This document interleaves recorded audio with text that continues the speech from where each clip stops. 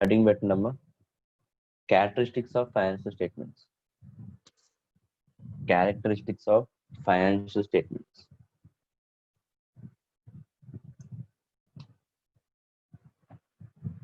Heading characteristics of financial statements. అందులో ఫస్ట్ది heading పెట్టండి, అండర్స్టాండబిలిటీ. అండర్స్టాండబిలిటీ ఓకేనమ్మా. సో అందులో రాసుకోండి, అండర్స్టాండబిలిటీలో an essential quality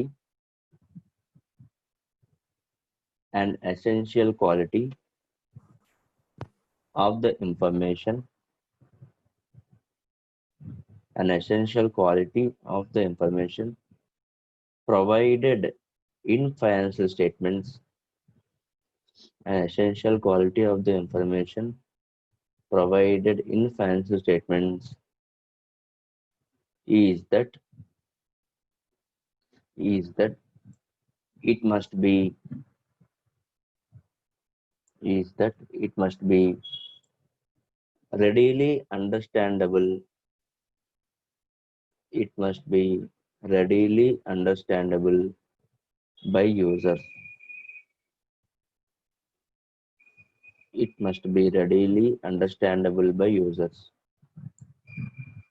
సో మనం ఇప్పుడు చెప్పుకున్న అకౌంటింగ్ అనేది are preparation of financial statements అనేది ఎలా ఉండాలంటమ్మా, అందరికీ అర్థమయ్యేలా ఉండాలి. అందరికీ అర్థమయ్యేలా ఉండాలి అంటే అందరూ కామన్ గా ఒకే అకౌంటింగ్ ని ఫాలో అవ్వాలి. ఓకేనా? సో అందరూ యూనివర్సల్ గా ఒకే అకౌంటింగ్ ఫాలో అవుతున్నారు కాబట్టి ఎవరి చేతికి అయితే ఫైనాన్షియల్ స్టేట్మెంట్స్ వస్తాయో వాళ్ళు అర్థం చేసుకోవడానికి ఈజీగా ఉంటుంది. అంతేగాని నా కంపెనీ నా ఇష్టం వచ్చినట్టు, పక్కోడి కంపెనీ ఆడి ఇష్టం వచ్చినట్టు ఆడు, ఎవరికి ఇష్టం వచ్చినట్టు వాళ్ళు ఫైనాన్షియల్ స్టేట్మెంట్స్ కానీ రికార్డ్ చేయడం స్టార్ట్ చేస్తే అండర్స్టాండబిలిటీ అనేది కష్టం అవుతుంది. సో ఫైనాన్షియల్ స్టేట్మెంట్స్ కి ఫస్ట్ క్యారెక్టర్ వచ్చేసి ఏంటమ్మా, అండర్స్టాండబిలిటీ. ఓకేనా? Next second one, relevance. RELEVANCE, relevance.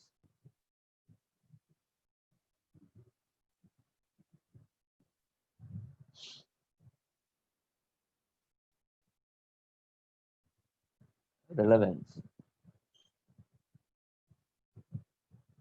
So అందులో రాసుకున్నాము, to be useful, information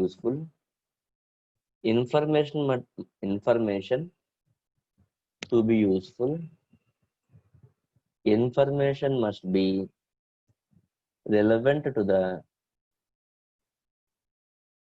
to be useful, information must be relevant to the decision making needs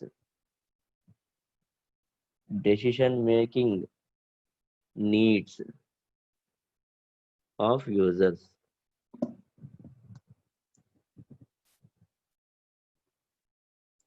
To be useful, information must be relevant to the decision making needs of users. ఏంటంట next characteristic ఏంటమ్మా, అది financial statements లో ఉన్న information మనకి relevant అయి ఉండాలి, మనకి సంబంధించింది అయి ఉండాలి, మన బిజినెస్ సంబంధించింది, మనం తీసుకున్న డెసిషన్స్ సంబంధించినవి ఉండాలి. కానీ ఇక్కడమ్మా ఓనర్ యొక్క పర్సనల్ ఇన్ఫర్మేషన్ అవన్నీ కూడా మనకు అనవసరం. అర్థమవుతుందా?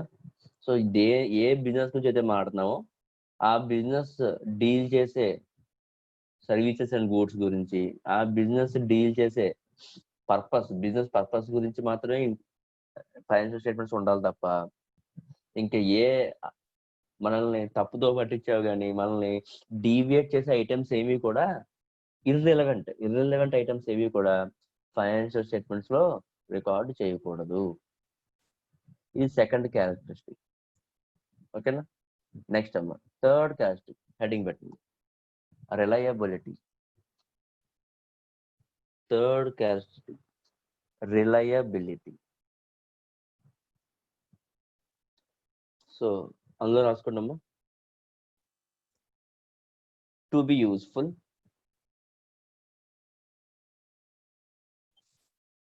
To be useful, to be useful, information must also be, to be useful, information must also be reliable,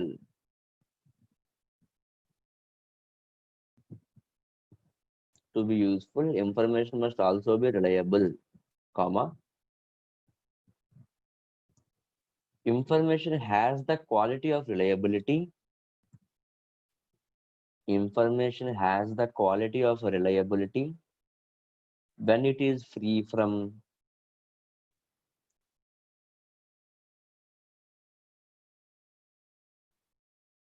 information has the quality of reliability when it is free from material error and bias, material error and bias,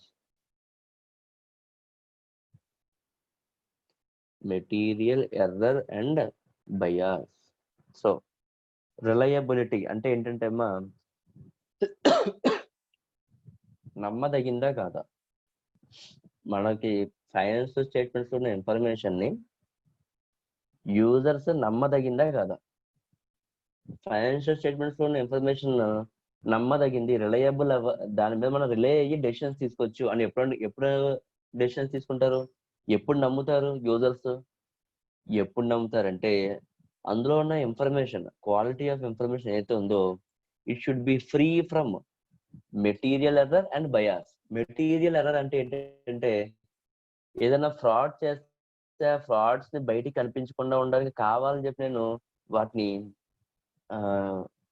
makeup చేస్తాను. అందులో ఏంటంటే normal finance statements చూస్తే మీకు తప్పు దొరికేస్తుంది. తప్పు దొరకకుండా నేను కానీ దాన్ని ఏదైనా అడ్జస్ట్ చేస్తుంటే దాన్ని ఏమంటారమ్మా, ఫ్రీ.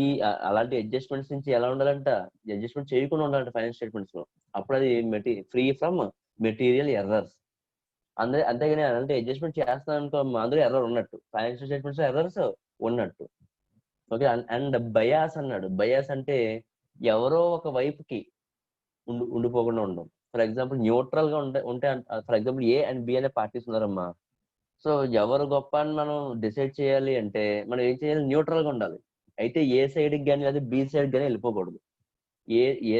ఏదో ఒక పార్టీ వైపు వెళ్ళిపోతుంటే మనం దాన్ని ఏమంటామా, బయాస్డ్ అంటాం. అలా బయాస్డ్ గా ఉండకుండా ఉంటే, ఎవరో ఒక వైపుకి వెళ్ళిపోయి మన ఇన్ఫర్మేషన్ కానీ రికార్డ్ చేయకుండా ఉంటే అప్పుడు రిలయబుల్ ఫైనాన్షియల్ స్టేట్మెంట్స్ రిలయబుల్ అవుతాయి. ఫర్ ఎగ్జాంపుల్ ఓనర్ ఏం చేశాడంటే కార్ కొనుక్కున్నాడు. ఓనర్ తన పర్సనల్ మనీ నుంచి కార్ కొనుక్కుంటే ఏ ప్రాబ్లం ఉండబోదు. ఓనర్ బిజినెస్ అమౌంట్ నుంచి కొన్నాడు. అప్పుడు అకౌంటబిలిటీ దాన్ని ఏమని చూపించాలి క్లియర్ గాని, బ్యాలెన్స్ షీట్ లో క్యాపిటల్ మైనస్ డ్రాయింగ్స్ అని చెప్పి ఆ కార్ అమౌంట్ రాయాలి. రాయకుండా ఆ కార్ ని ఎసెట్ సైడ్ చూపించాడు అనుకోమ్మా, అప్పుడు అకౌంటెంట్ ఏమైపోయినట్టు, బయాస్డ్. అంటే ఓనర్ కి అనుగుణంగా పనిచేస్తాడని అర్థం. ఓకేనా. అప్పుడు యూజర్స్ తీసుకునే ఫైనాన్షియల్ డెసిషన్స్ ఏమైపోతూ ఉంటాయి, మారిపోతూ ఉంటాయి.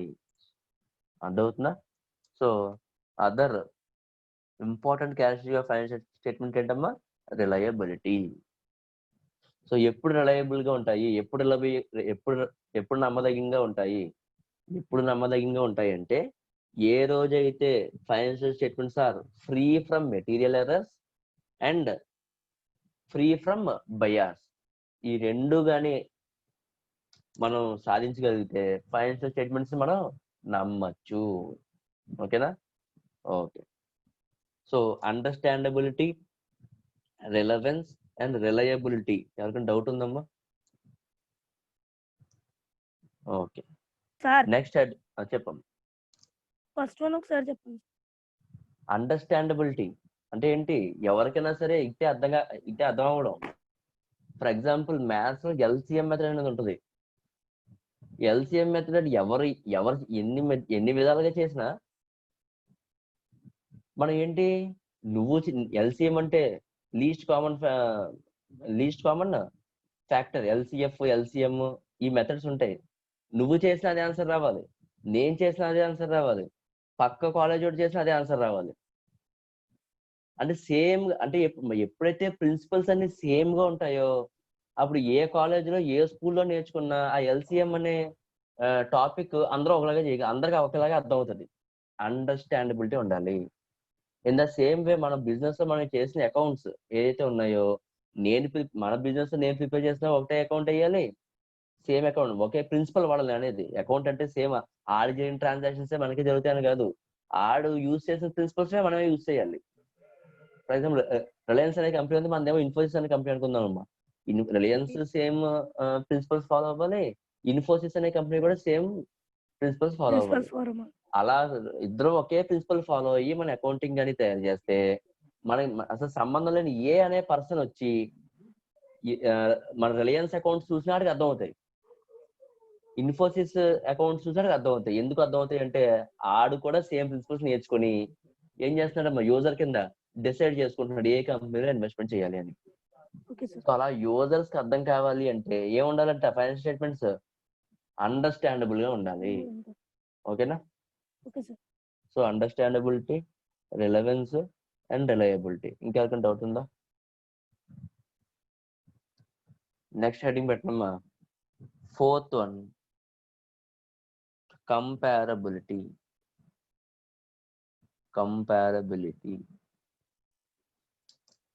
Users must be able to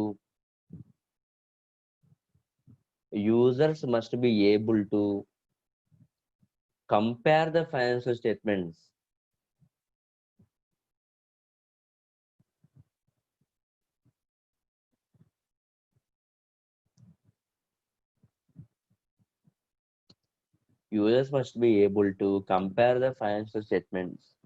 of an enterprise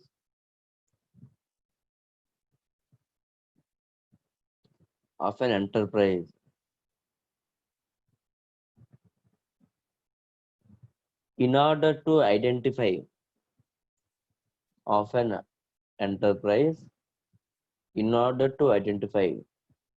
trend in its financial position, comma,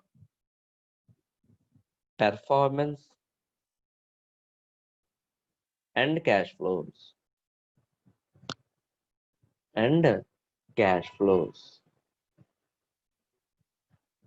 Users must be able to compare the financial statements of an enterprise in order to identify trend in its financial position, performance and cash flows.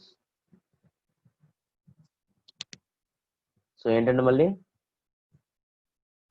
Financial statement అందరికీ అర్థమైతే సరిపోదంట, అది కంపెనీకి సంబంధించిన ట్రాన్సాక్షన్సే relevant గా ఉన్నా సరిపోదు, అది నమ్మదగిందా కాదో కూడా సరిపోదు. ఇంకొక క్యారెక్టరిస్టిక్ కూడా ఉండాలంట. ఏంటది? కంపారబిలిటీ అనే క్యారెక్టరిస్టిక్ కూడా ఉండాలంట. కంపారబిలిటీ క్యారెక్టరిస్టిక్ అంటే ఏంటంటే అమ్మా, ఒక పీరియడ్ నుంచి ఒక పీరియడ్ కి, లేదా ఒక కంపెనీ నుంచి ఇంకో కంపెనీకి మనం కంపేర్ చేయగలగాలి. ఫైనాన్షియల్ స్టేట్మెంట్ అలా ప్రిపేర్ చేయాలి. ఫైనాన్షియల్ స్టేట్మెంట్స్ ఎలా ప్రిపేర్ చేయాలి అంటే, నాతో నేను కానీ నా పక్క కంపెనీతో కానీ నేను కంపేర్ చేసుకోగలగాలి. ఏం కంపేర్ చేసుకోవాలి? Financial position. నా పొజిషన్ లాస్ట్ ఇయర్ తో కంపేర్ చేస్తే కరెంట్ ఇయర్ నేను మంచి పొజిషన్ లో, ఇంక్రీజింగ్ పొజిషన్ లో ఉన్నానా లేదా, పాజిటివ్ పొజిషన్ లో ఉన్నానా లేదా కంపేర్ చేసుకోగలగాలి. లేదా నా పక్క కంపెనీతో కంపేర్ చేస్తే నా కంపెనీ పాజిటివ్గా ఉందా లేదా, ఇంక్రీజింగ్ ట్రెండ్ ఉందా లేదా అనేది కంపేర్ చేయగలగాలి ఫైనాన్షియల్ స్టేట్మెంట్స్ ని. అలా కంపేర్ చేయగలిగేలా మీరు తయారు చేయాలి అని చెప్తున్నాడు. ఓకేనా? అంతేగా ఫైనాన్షియల్ పొజిషన్ కాదు, పెర్ఫార్మెన్స్. లాస్ట్ ఇయర్ పెర్ఫార్మెన్స్ ఎలా ఉంది, ఈ ఇయర్ పెర్ఫార్మెన్స్ ఎలా ఉంది, ఏ అనే కంపెనీ పెర్ఫార్మెన్స్ ఎలా ఉంది, బి అనే కంపెనీ యొక్క పెర్ఫార్మెన్స్ ఎలా ఉంది, అది కూడా కంపేర్ చేయగలగాలి. అండ్ క్యాష్ ఫ్లోస్, అమౌంట్ ఎలా వస్తుంది, ఎలా ఖర్చు పెడుతున్నాను, లాస్ట్ ఇయర్ అమౌంట్ నా బిజినెస్ లో ఎలా క్యాష్ ఎలా బిజినెస్ లోకి వచ్చింది, ఆ క్యాష్ ని ఎలా ఖర్చు పెట్టాను, నా కంపెనీ క్యాష్ ఎలా సంపాదిస్తుంది, దాన్ని ఎలా ఖర్చు పెడుతుంది, బి అనే కంపెనీ క్యాష్ ఎలా సంపాదిస్తుంది, దాన్ని ఎలా ఖర్చు పెడుతుంది. ఇలాంటి వాటిని కూడా మనం ఏం చేయాలంట, కంపేర్ చేయగలగాలంట. సో మనం నేర్చుకునే అకౌంటింగ్ ద్వారా తయారు చేసిన ఫైనాన్షియల్ స్టేట్మెంట్స్ అండర్స్టాండబుల్ అయి ఉండాలి, రిలవెంట్ అయి ఉండాలి, రిలయబుల్ అయి ఉండాలి, అండ్ కంపారబిలిటీ అనే క్యారెక్టరిస్టిక్ కూడా ఉండాలి. ఓకేనమ్మా. సో ఇది 4th characteristic. And 5th characteristic ఏంటమ్మా, మెటీరియాలిటీ. మీరు అబ్జర్వ్ చేస్తే ప్రతి క్యారెక్టరిస్టిక్ కూడా నీ కంపెనీకి అనుగుణంగానో లేదా కంపెనీలో ఉండే ఓనర్కి అనుగుణంగానో లేదు.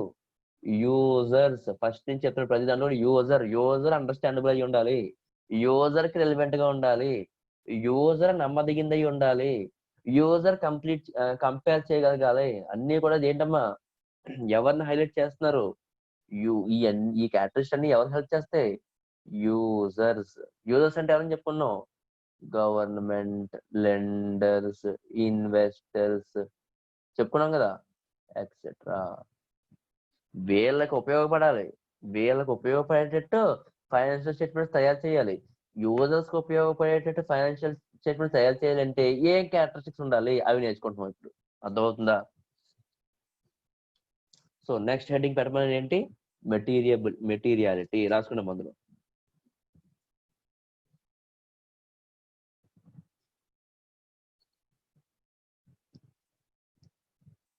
information sorry the relevance of information the relevance of information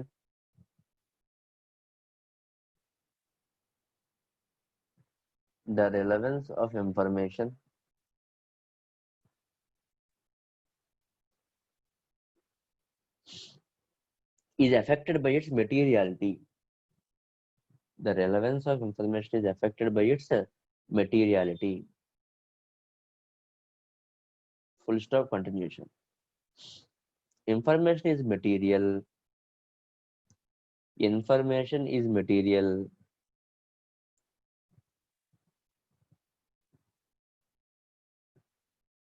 If its misstatements, information is material if its misstatement could influence the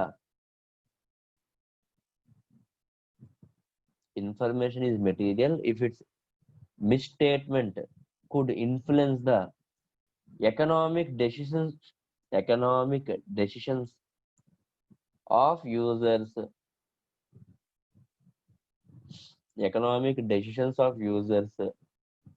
taken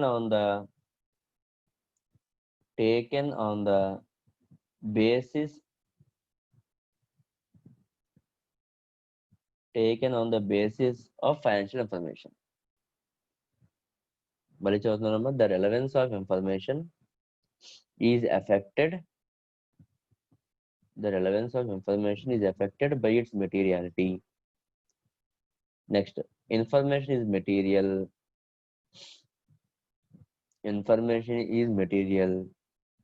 if its misstatement could influence the economic decision of users taken on the basis of financial information. అమ్మ దిశా జైన్ ఉందా? దిశా జైన్ అమ్మ already మనం materiality అనే concept నేర్చుకున్నాం లేదా? ఏం చెప్తుంది materiality అంటే? అప్పుడు ఏం నేర్చుకున్నాం మనం? ఏమైనా ఐడియా ఉందా మెటీరియాలిటీ గురించి?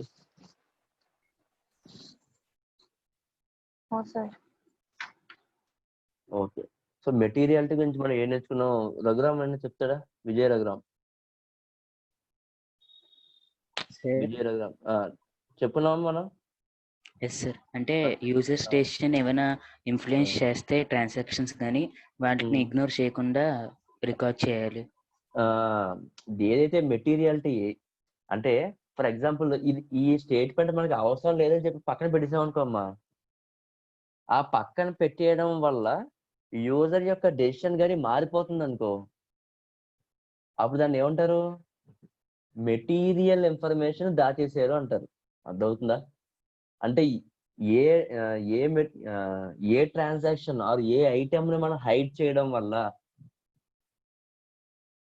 యూజర్ యొక్క డెసిషన్ చేంజ్ అయిపోతుందో అది మనం ఏం చేసినట్టు మెటీరియల్ ఇన్ఫర్మేషన్ దాచేసినట్టు. లేదు, మనం ఒక ట్రాన్సాక్షన్ పైకి చెప్పడం దాచేసాం. అలా దాయడం వల్ల యూజర్ యొక్క డెసిషన్ ఏమో మారట్లేదు. సో యూజర్ డెసిషన్ మారట్లేదు కాబట్టి అక్కడ మనం ఏం ఫాలో అయినట్టు మెటీరియాలిటీని ఫాలో అయినట్టు. అర్థమవుతుందా? అంటే ఏదైతే ఇంపార్టెంటో వాటిని ఏమో యూజర్స్ కి చెప్తున్నాము, వాటిని దాయకుండా. ఏదైతే చిన్న చిన్న ట్రాన్సాక్షన్స్ పెద్ద అవసరం లేనివో వాటిని మనం ఏం చేస్తున్నామమ్మా పక్కకి తీసేస్తున్నాం. అవునా?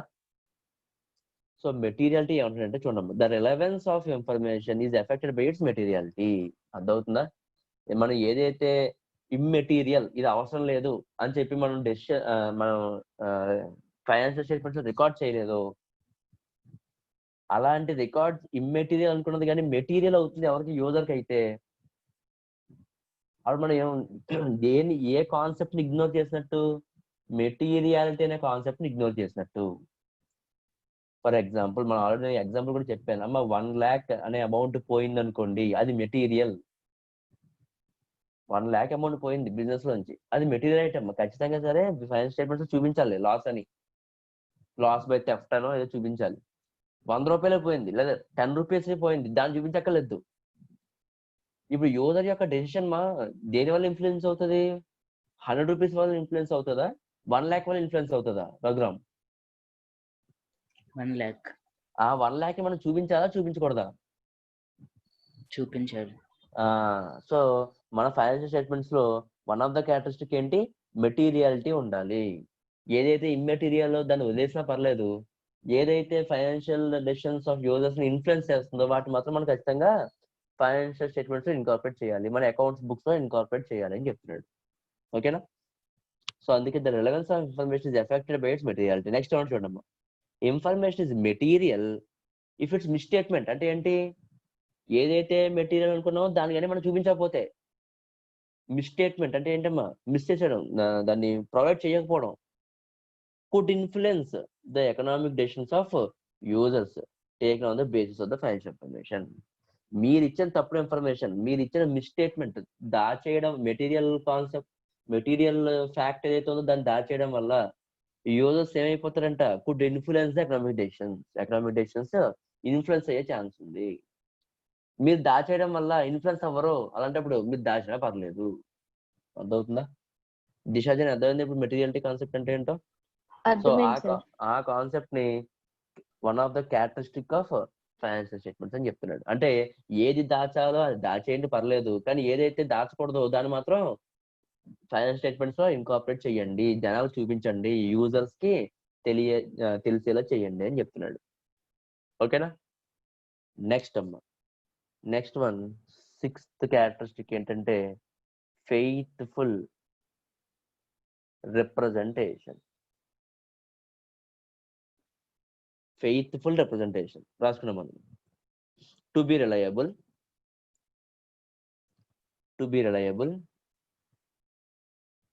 Information must represent. To be reliable, information must represent faithfully. To be reliable, information must represent faithfully the transactions. Information must represent faithfully the transactions and other events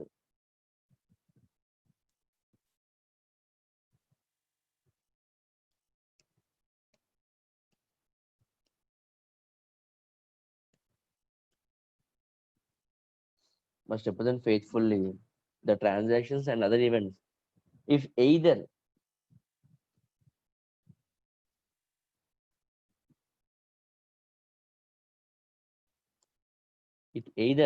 purports,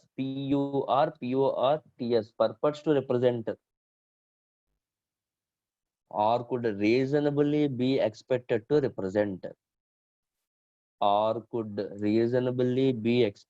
represent, faithful representation. To be reliable, information must represent faithfully the transactions and other events, it either purports to represent or could reasonably be expected to represent, or could reasonably be expected to represent. So ఏమంటామా, ఏదైతే users కి important అయ్యిందో, ఏదైతే users కి తెలియాలనుకుంటున్నాడో దాన్ని financial statements లో faithful గా represent చేయాలి, చూపించాలి.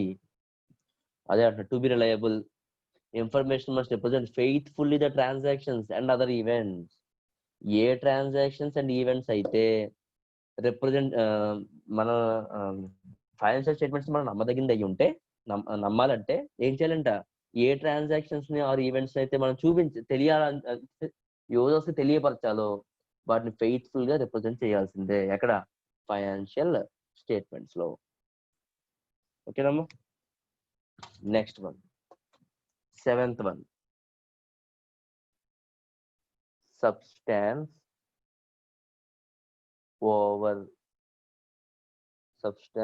over form. Very important. Substance over form. So substance over form అంటే ఏంటి? సో సబ్స్టెన్స్ ఓవర్ ఫామ్ చెప్పక ముందు మీకు ఒక చిన్న ఎగ్జాంపుల్ చెప్తానమ్మా.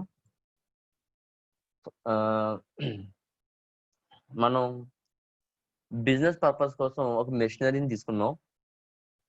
మెషినరీని తీసుకున్నప్పుడు క్యాష్ మొత్తం పే చేసి తీసుకున్నదమ్మా హైర్ పర్చేజ్ లో తీసుకున్నాం. ఎలా తీసుకున్నామా? Hire purchase. హైర్ పర్చేజ్ అంటే ఎవరికైనా ఐడియా ఉందా? ఎవరికైనా తెలుసా హైర్ పర్చేజ్ అంటే ఏంటో? ఇక్కడ ఉన్న వాళ్ళు ఎవరికైనా సరే హైర్ పర్చేజ్ అంటే ఏంటో తెలుసా అమ్మా? ఏదమ్మా? ఎక్కువ రేట్ లో తీసుకున్నారు. కాదమ్మా, కాదు.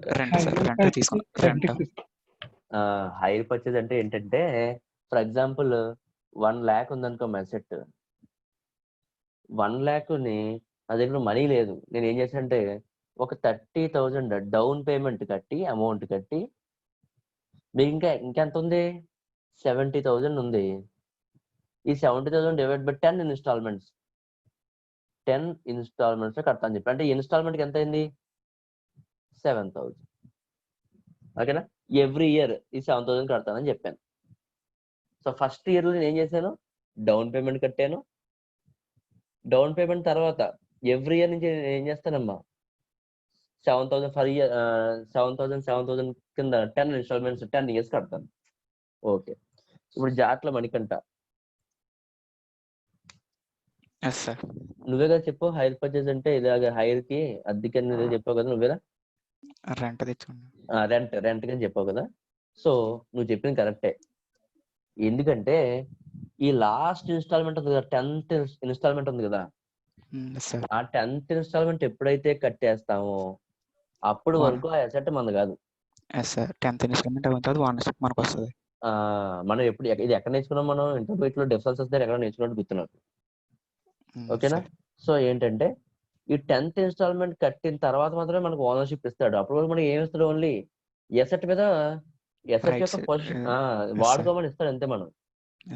సో 10th ఇన్స్టాల్మెంట్ కట్టేంత వరకు కూడా ఈ 7,000 ఎవ్రీ ఇయర్ కట్టేది ఏంటంటే అది మనకి హైయర్, అంటే ఏంటి? రెంట్ అమౌంట్ అనమాట. ఓకేనా?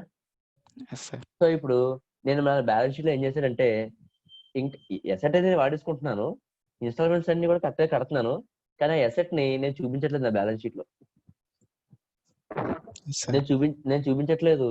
అప్పుడు ఒక మీలాంటి సీఎల్ ఎవరిని వచ్చి రేపు పొద్దున్న ఎందుకు చూపించట్లేదు ఎసెట్ అంటే, నేను ఏం చెప్పానంటే, అది ఇంకా నా ఎసెట్ కాదండి, అది ఎప్పుడైతే నేను లాస్ట్ ఇన్స్టాల్మెంట్ కడతానో అప్పుడే నా ఎసెట్ అవుతుంది, సో అది నేను ఎసెట్ లో చూపించట్లేదు అంటున్నాను. కరెక్టా కాదా? సో ఇలాంటి చెప్పలేని టైంలో చూసి ఎవరు ఆన్సర్ చేయలేకపోయారు. ఎందుకు? సబ్స్టెన్స్ ఓవర్ ఫామ్ అంటే ఏంటి? లీగల్ ఫార్మాట్ లో అది ఇంకా మన అసెట్ కాదు, అవునా? ఎందుకంటే ఓనర్షిప్ 10th ఇన్స్టాల్మెంట్ లో వస్తుంది. కానీ సబ్స్టెన్స్ పరంగా చూస్తే అది ఎక్కడ వాడుకుంటున్నాం? మనం మన బిజినెస్ లో వాడుతున్నాం. సో సబ్స్టెన్స్ ఓవర్ ఫామ్ అంటే అర్థం ఏంటంటే, నువ్వు ఈ బ్యాలెన్స్ షీట్ లో నీ అసెట్ సైడ్ ఏం చూపించాలంట, ఈ అసెట్ ని ఎస్ సార్. చూపించాలి. ఎందుకు చూపించాలంటే సబ్స్టెన్స్ ఓవర్ ఫామ్ అంటే ఏంటి, లీగల్ ఫామ్ కన్నా నువ్వు నిజంగా Substance. ఇప్పుడు జరుగుతుంది ఏంటి అక్కడ, జరుగుతున్న యూజ్ దాన్నే చేస్తాం కదా సార్. మనం యూజ్ చేసుకుంటున్నాం కదా మరి. Yes sir. సో మీరు లీగాలిటీ పరంగా నీకు ఓనర్షిప్ రాకపోయినప్పటికీ నువ్వు బిజినెస్ లో వాడేసుకుంటున్నావు కాబట్టి తీసుకొని బ్యాలెన్స్ షీట్ లో వెయ్యి. సబ్స్టెన్స్ ఓవర్ ఫామ్ అర్థమైందా, అర్థం కాలేదు? అర్థమైంది సార్. రాసుకున్నాము సబ్స్టెన్స్ ఓవర్ ఫామ్ లో. సింపుల్ గా ఏంటమ్మా, లా ఏం చెప్తుంది అది కాదు, అసలు బిజినెస్ లో జరుగుతుంది ఏంటి అదే రిప్రజెంట్ చేయాలి ఫైనాన్షియల్ స్టేట్మెంట్స్ లో. ఓకేనా? సో రాసుకున్నాము సబ్స్టెన్స్ ఓవర్ ఫామ్ లో రాసుకోండి. As per this concept the transactions and events as per this concept the transactions and events are accounted the transactions and events are accounted and presented are accounted and presented in accordance with their substance bracket లో possession in accordance with their substance bracket లో possession and economic reality and not merely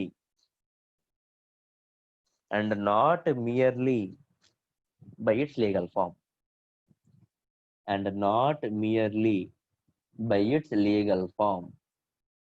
అర్థమైందా? So substance over form ఒక్కసారి రాఘవేంద్ర చదువుతాడేమో పైకి. So మనం చెప్పుకునే example కి అది correct అయింది చూద్దాం. రాఘవేంద్ర చదవము ఒకసారి నెమ్మదిగా. As per this concept, the transactions and the events are accounted and presented in accordance with their substance, in brackets possession, and economic reality, and not merely by its legal form. Legal గా ఏం చెప్తుందో అది కాదు, రియాలిటీలో ఏం జరుగుతుందో దాన్ని record చేయండి అని చెప్తున్నాడు. అర్థమైందా, అర్థం కదా? This నెక్స్ట్ హెడ్డింగ్ ఇంకా 8th వన్ అయినమ్మా. 8th characteristic neutrality.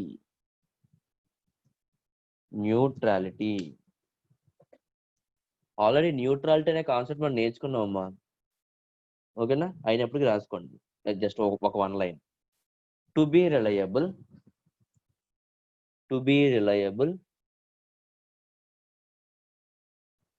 the information contained in financial statements to be reliable the information contained in financial statements must be neutral. To be reliable the information contained in financial statements must be neutral, that is free from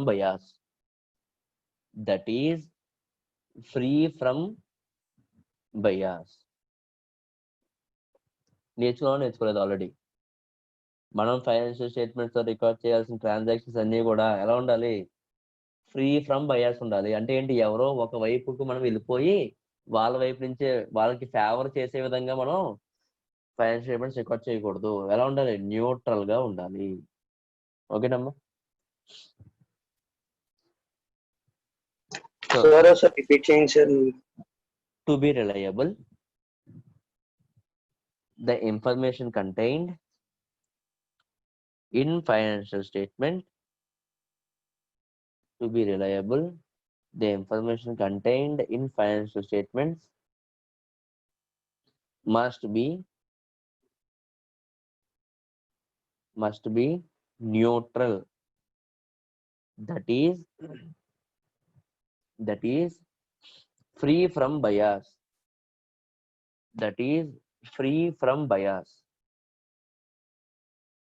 ఓకేనా? Next one అమ్మా. 9th one prudence.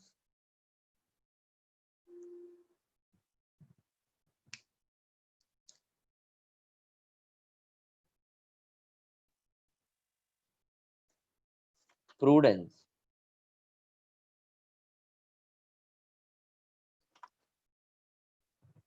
Prudence రాసుకున్నామా? Prudence నేను చెప్తాను, అది ఎక్కడ నేర్చుకోలేదో మీరు చెప్పాలి. ఓకేనా? ప్రూడెన్స్ రాసుకోండి. It is the inclusion of a degree of caution.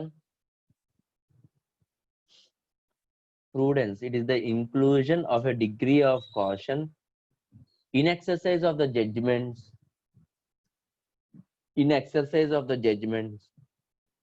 needed in making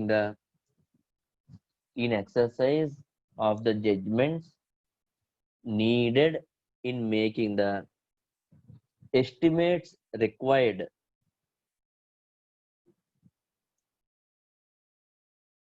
it is the inclusion of a degree of caution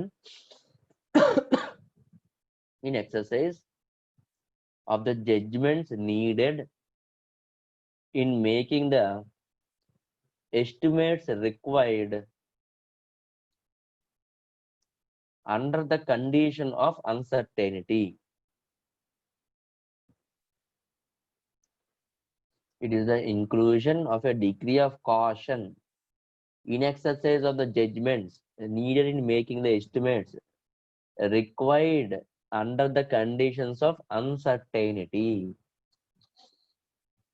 so Prudence అంటే ఏంటంటే అమ్మా, జాగ్రత్త పడడం. సో మనం కన్జర్వేటిజం అనే కాన్సెప్ట్ నేర్చుకున్నాం. ఆ కాన్సెప్ట్ లోని ఏం నేర్చుకున్నాం? ఏవైతే మనకి రావాల్సిన అమౌంట్ ఉంటుందో అది ఇంకా రాకుండా రికార్డ్ చేయొద్దు, కానీ ఏదైతే లాసెస్ ఉంటాయో ఆ లాసెస్ మీరు ఇప్పుడు రికార్డ్ చేయండి అని చెప్పి నేర్చుకున్నాం. అవునా? సో వాటికి ఎస్టిమేట్ ఎలా పెట్టాలి? ఫర్ ఎగ్జాంపుల్, నాకు డెటాస్ ఉన్నారు, బ్యాడ్ డెట్స్ అయ్యే ఛాన్స్ ఉంది. సో అప్పుడు నేను క్రియేట్ చేసే కాషన్ ఏంటి? Provision for bad debt. అవునా? ఎంత పెట్టాలి అంటే ప్రూడెంట్ గా ఆలోచించి పెట్టాలి. ప్రూడెంట్ గా ఆలోచించడం అంటే ఏంటంటే కాషన్ గా, it is judgement needed in making the estimate. So last year performance బట్టో, ఓకేనమ్మా, లాస్ట్ ఇయర్ మనకి బ్యాడ్ డెట్స్ బట్టో మనం ఏం చేయాలి? జడ్జిమెంట్ చేయాలి. దేనికి? Estimate required under the condition of uncertainty. ఎంత బ్యాడ్ డెట్ అవుతుందో, ఎంతమంది డెటాస్ అవుతుందో తెలియదు నాకు. అప్పుడు ఏం చేయాలి? ప్రూడెంట్ గా ఒక జడ్జిమెంట్ తీసుకొని ఆ జడ్జిమెంట్ ప్రకారం ఒక ఎస్టిమేట్ ని క్రియేట్ చేయాలి. అర్థమవుతుందమ్మా? Last one, 10th characteristic of a financial statement. 10th characteristic: complete, full, fair and adequate. Complete, full, fair and adequate disclosure. అమ్మ, ట్రాన్సాక్షన్స్ అన్ని కంప్లీట్ గా, ఫుల్ గా అండ్ ఎవరి వైపున బయాస్ అవ్వకుండా ఫెయిర్ గా అండ్ అడిక్వేట్, ఎంతవరకు కావాలో అంతవరకు అన్ని డిస్క్లోజ్ చేయాలి. అర్థమవుతుందా? రైట్ అమ్మ. అందులో the financial statement must disclose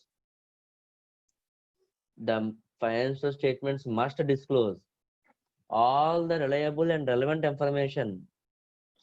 The financial statement must disclose all the reliable and relevant information about the business enterprise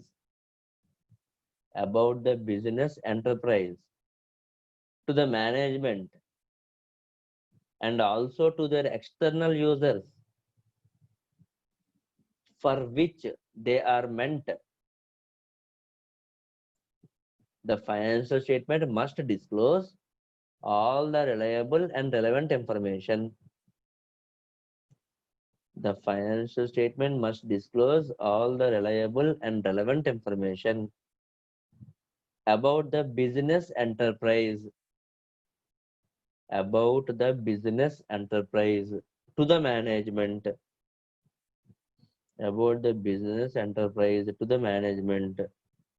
and also to their external users,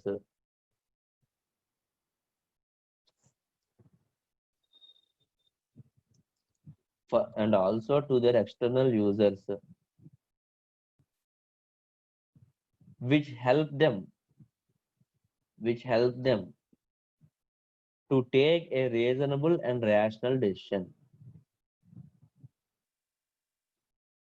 for which help them to take reasonable and rational decision. మళ్ళీ చెప్తున్నాను చూడండి. The financial statement must disclose all the reliable and relevant information about the business enterprise to the management and also to their external users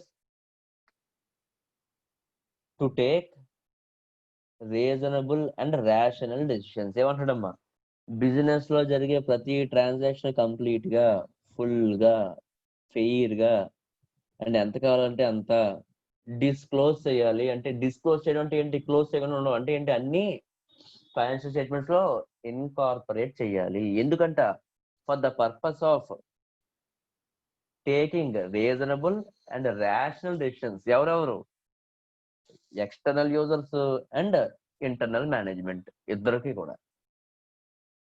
ఓకేనా? So total characteristic of financial statements ఎన్ని ఉన్నాయమ్మా? 10 ఉన్నాయి. So ఈ 10 లో ఎవరికైనా doubt ఉంటే అడగండి, మళ్ళీ చెప్తాను.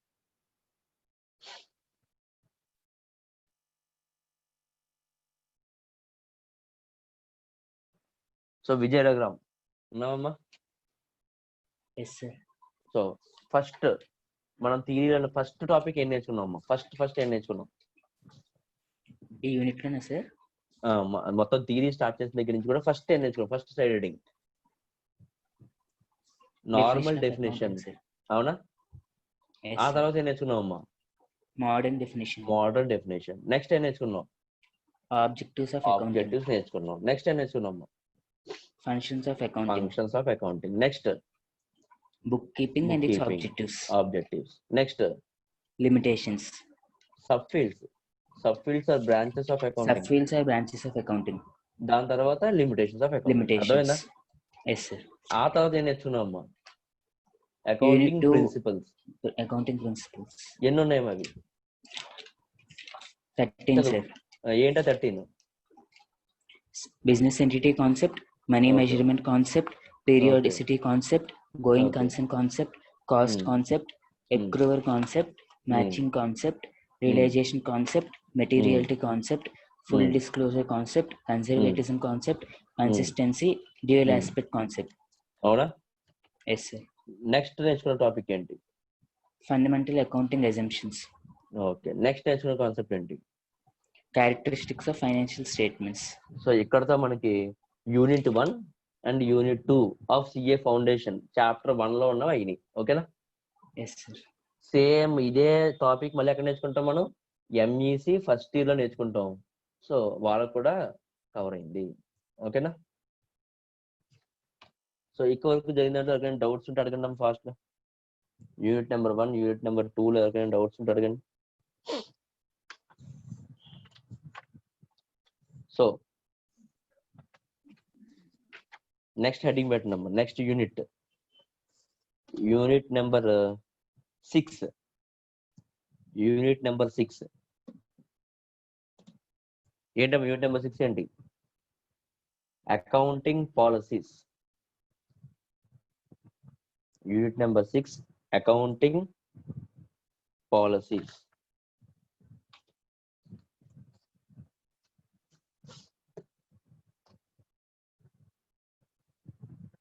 Unit number 6 accounting policies. ఓకేనా? సో మళ్ళీ heading meaning.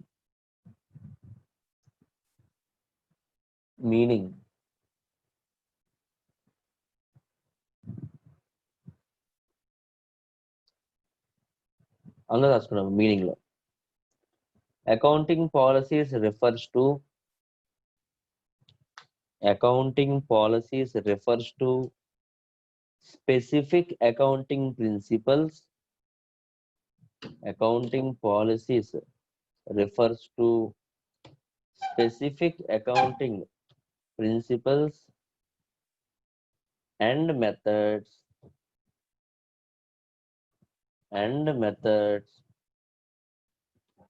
of applying those principles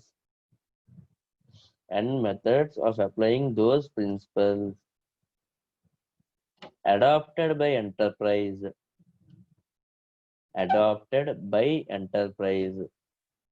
in preparation of financial statements.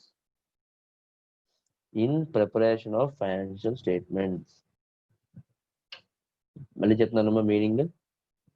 Accounting policies refers to specific accounting principles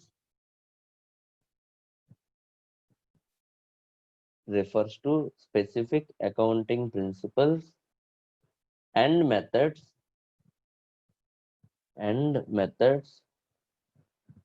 of applying those principles adopted by enterprise in preparation of financial statements.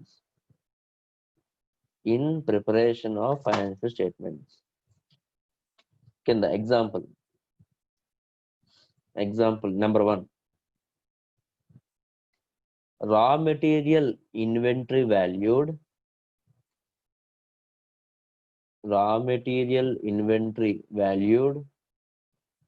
either in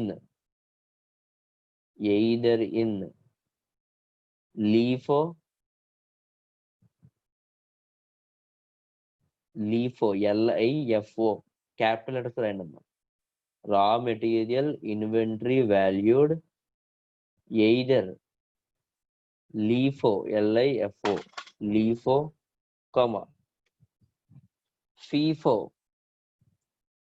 FIFO, capital letters లో, comma, weighted average, etc. raw material inventory valued either LIFO, FIFO, weighted average, etc. Example number 2. Depreciation on fixed asset. Calculated using either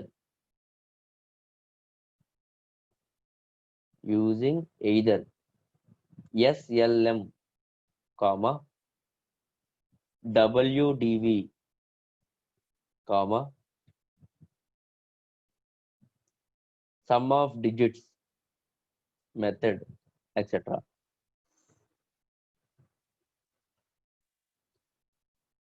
ఇంకొకసారి చదువుతున్నాము. మళ్ళీ చెప్పండి sir. ఒకసారి meaning చదువుతున్నాము చూడండి. మళ్ళీ first నుంచి చదువుతున్నాను. Accounting policies refers to specific accounting principles and methods of applying those principles adopted by enterprise in preparation of the financial statements. Example, first, raw material inventory valued either at LIFO, FIFO, weighted average, etc. అలాగే depreciation, DEP, RECIA, TION, depreciation on fixed asset calculated using either SLM, WDV, sum of digits method, etc.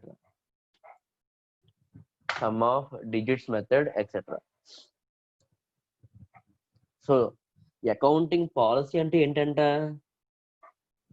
నీ business books లో నువ్వు ఏదైనా ఒక transactions record చేయడానికి use చేసే method ఏదైతే ఉందో ఆ మెథడ్స్ ఏమంటా ఉంటామా, అకౌంటింగ్ పాలసీస్. అది చూడండి, accounting policies refers to specific accounting principle or specific accounting method of applying those principles adopted by adopted అంటే ఏంటమ్మా, యూజ్ చేయడం, ఫాలో అవ్వడం, adopted by enterprise in preparation of the financial statements. Financial statements. MEC first year వాళ్ళకి అర్థం అవ్వదు. CA foundation వాళ్ళు చూడమ్మా, raw material LIFO FIFO వేటారు మనం చేసామో చేయలేదా సమ్స్. అలాగే depreciation on fixed asset SLM WDV some of divisions method చేసాం కదా. సో ఒక పర్టికులర్ ఐటమ్ ని రికార్డ్ చేయడానికి మనం యూజ్ చేసే మెథడ్స్ ని ఏమంటామంట, అకౌంటింగ్ పాలసీస్. రఘురామ్ అర్థమైందా? ఎంఈసి ఫస్ట్ ఇయర్ మీరు మనం ఇంకా మనం సమ్స్ అవి చేసేటప్పుడు మనకి depreciation, raw material, inventory valuations అవన్నీ వస్తాయమ్మా. అప్పుడు మళ్ళీ మనం వెనక్కి వచ్చి ఇక్కడ ఈ పాయింట్ నుంచి చదువుతాం అనమాట. అప్పుడు for example raw material valuation ఇక్కడ చూడండి ఎన్ని మెథడ్స్ ఉన్నాయి. LIFO method, FIFO method, weighted average method అనేది నేర్చుకుంటాం మనం. మెథడ్స్ నేర్చుకున్న తర్వాత మళ్ళీ వెనక్కి వచ్చి అవును కదా అక్కడ అకౌంటింగ్ పాలసీస్ లో ఈ రా మెటీరియల్ యూస్ చేయడంలో లీఫో ఫీఫో యూస్ చేస్తాం నేర్చుకున్నాం కదా అని చెప్పి అక్కడ మళ్ళీ కోడ్ చేస్తాను. అప్పుడు మళ్ళీ వెనక్కి వచ్చి చూద్దాం. అలాగే డెప్రిసియేషన్ లోని fixed asset calculation, fixed asset depreciation calculate చేసే టైంలో ఎస్ఎల్ఎం అని డబ్ల్యూడివి మెథడ్ అని ఫాలో అవుతాం. డెప్రిసియేషన్ అంటే ఏంటంటే decrease in the value of asset. So ఎంత డిక్రీజ్ అవుతుంది, వాల్యూ ఆఫ్ అసెట్ ఎంత డిక్రీజ్ అవుతుంది అని ఫైండ్ చేయడానికి మనం యూజ్ చేసే మెథడ్స్ ఏంటమ్మా, SLM, WDV and sum of digits method etcetera.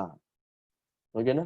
So simple గా accounting policy means methods that are used in the preparation of financial statements. Next heading పెట్టినమ్మా, selection of accounting policy. Selection of accounting policy. Selection of accounting policy. అందులో రాసుకున్నాం. There are three major characteristics. There are three major characteristics for selection of these policies. There are three major characteristics for selection of these accounting policies. ఏంటంటే అందులో number 1 రాసుకున్న heading number 1 Prudence. Number 1 ఏంటమ్మా, prudence. Number 2 substance over form. And number 3 materiality. So simple గా ఒక accounting పాలసీని ఎలా select చేసుకుంటాం అంటే బేస్డ్ ఆన్ 3 క్యారెక్టరిస్టిక్స్. ఏంటో 3 characteristics, materiality, substance over from, Prudence. ఓకేనా? సో దాని వాటి మీనింగ్స్ ఏంటి ఆల్రెడీ మనం ముందు చాప్టర్లో నేర్చుకున్నాం. Same meanings. ఓకేనమ్మా? సో ఒక అకౌంటింగ్ పాలసీ అంటే ఏంటి, method of preparing financial statements.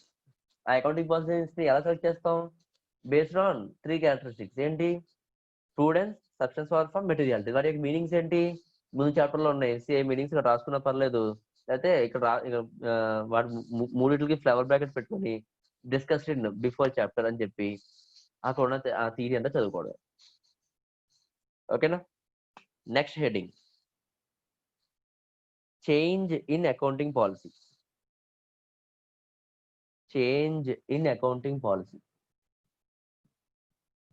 Next heading ఏమో change in accounting policy. Accounting policy are అంటే ఏంటి, మెథడ్స్ ఎప్పుడు చేంజ్ చేసుకోవచ్చు. మనం ఆల్రెడీ నేర్చుకున్నాం, ఎప్పుడు పడితే అప్పుడు మన ఇష్టం వచ్చినట్టు మార్చకూడదని. బేస్డ్ ఆన్ విచ్ కాన్సెప్ట్, ఎవరైనా చెప్పగలరమ్మా? కన్సిస్టెన్సీ కాన్సెప్ట్ ప్రకారం మన అస్తమానకు అకౌంటింగ్ పాలసీస్ ని మార్చకూడదు. కానీ ఎప్పుడు మార్చొచ్చు అంట ఇప్పుడు చెప్తున్నాడు. ఓకేనా? సో హెడ్డింగ్ పెట్టారా, చేంజ్ ఇన్ అకౌంటింగ్ పాలసీ. అందులో రాసుకోండమ్మా, a change in accounting policy. A change in accounting policy. A change in accounting policy should be made in the following conditions. A change in the accounting policy should be made in the following conditions.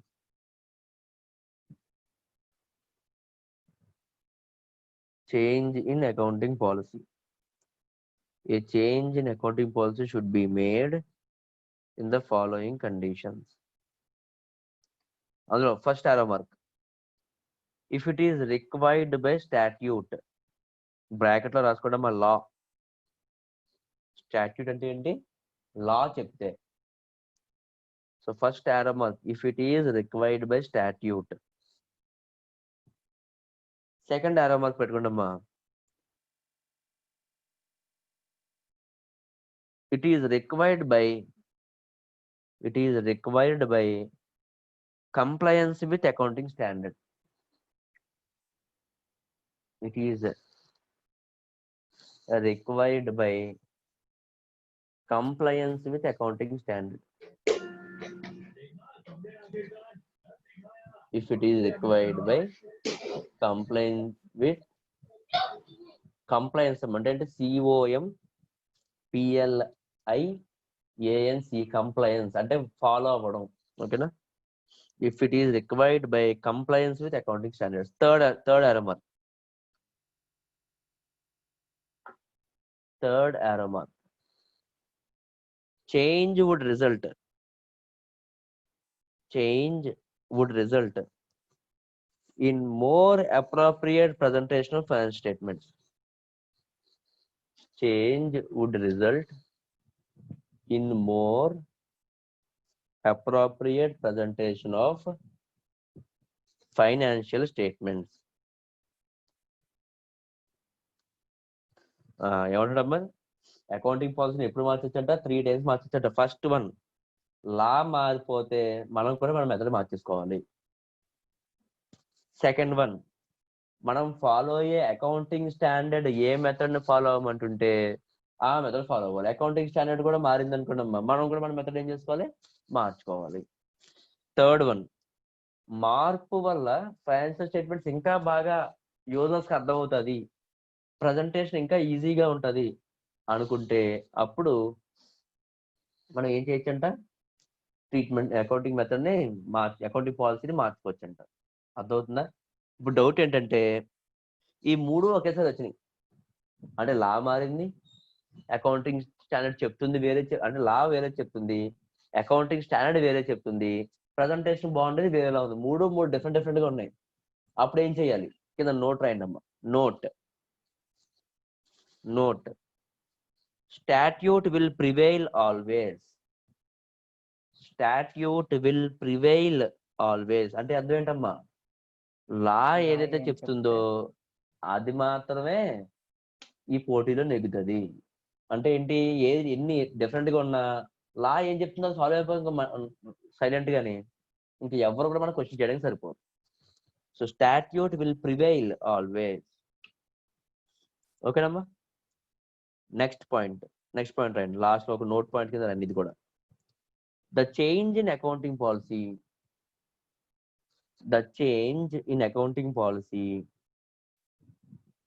Should be quantified, bracket లో if possible. The change in accounting policy should be quantified, bracket లో if possible. Otherwise the fact of change should be presented in financial statements. Otherwise the fact of change should be presented in financial statements. Otherwise the fact of change should be presented in financial statements.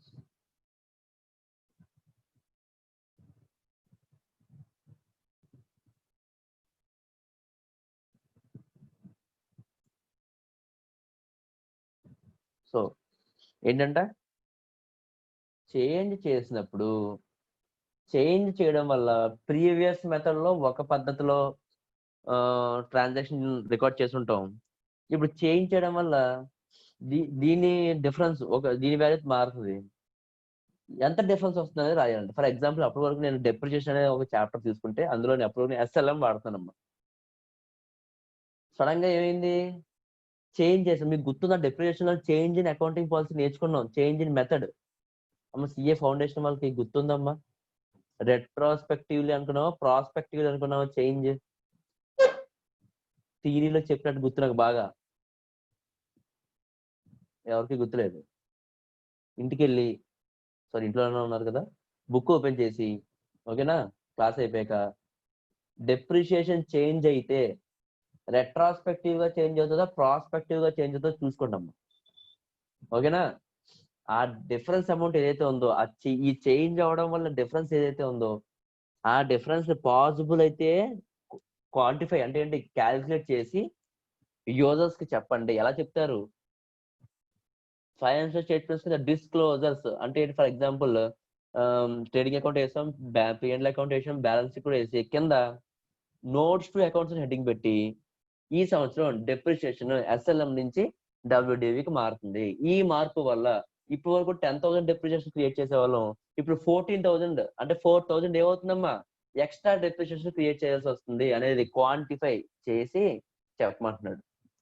అలా quantify చేయలేని పక్షంలో ఏం చేయమంటే at least ఒరే SLM నుంచి WDVకి మారింది అని information ఇవ్వండి అని చెప్తున్నాడు.